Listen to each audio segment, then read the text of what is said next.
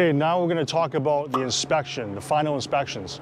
We've already passed the plumbing, the gas, the sprinklers, the electrical, low voltage. We passed the building envelope inspections because this is a Part 5 house. The last is the final building inspection. Some things you should be aware of and some things you should be planning for. Let's go through a couple of those and see if it can help you out for your inspection. Let's start off with the outside areas. Stair and step heights. The inspector is going to want to see a consistent step heights, that they're not more than a 1/4 inch off from one another, ensuring a uniform, continuous rise from the bottom right to the top landing. On the side of your house, you better note on your plans the limiting distance, and you better maintain that. There's no obstructions within the side yard to the house. Now, that's for a couple reasons, but mainly for the fireman's path. Now, fireman's path meaning in the event that a fireman needs to come to this property and access the laneway house, he'll be traveling along an unobstructed, minimum 36 inches wide walkway, because they're planning for larger equipment, hoses, or whatever they might be carrying through this area. So they need a minimum of 36 inches width on these walkways. Another thing is to watch out in the side yards is, for example, on a 33-foot lot, the side yards are going to be very limited.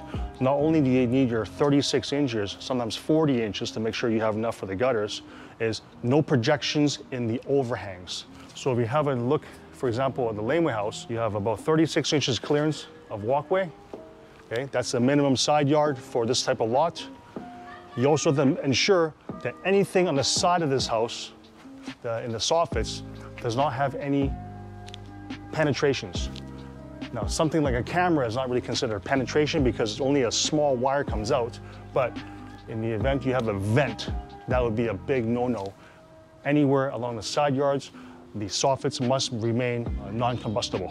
Always remember your guardrail height, 42 inches, your handrail height, 36 inches, front entrance doors or any exterior doors, ensure you have a 3-inch screw in at least one of the holes in each hinge.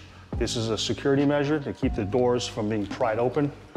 One more thing you should watch out for is when you have safety glass required, look for the etching in the corner of the glass window, whichever corner it is in.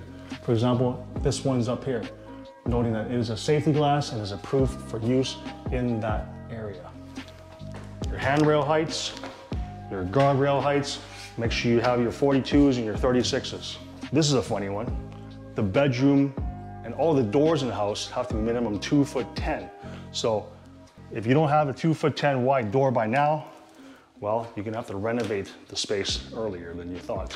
But all the doors must maintain a 2'10" wide measurement. So remember, for your final inspections, for your trades, sprinklers, plumbing, gas, electrical, low voltage, lawn sprinklers, get all that inspected and finalized, and then call for your final building inspection. And if you have more than one engineer involved, for example, this project will have a building envelope consultant on board, you're gonna need to have additional schedules that are initialed by the CRPs, and that's the paperwork you hand to the inspectors. And once you do pass your final building inspection, well, it's time to hand over the keys to the homeowner, make sure all your deficiencies are completed, and finally, apply for your occupancy permit. That's it. Now you're all pros at building houses. I'll leave it up to you to build the next one. So now you know a lot of the stuff that I do for my builds, my sequencing, my techniques, my suggestions, my tips. Hopefully you can grab some of this and mix it with some of yours and mix it with some of the other people's, and you know what? Come up with a really cool way of making your own style for your builds.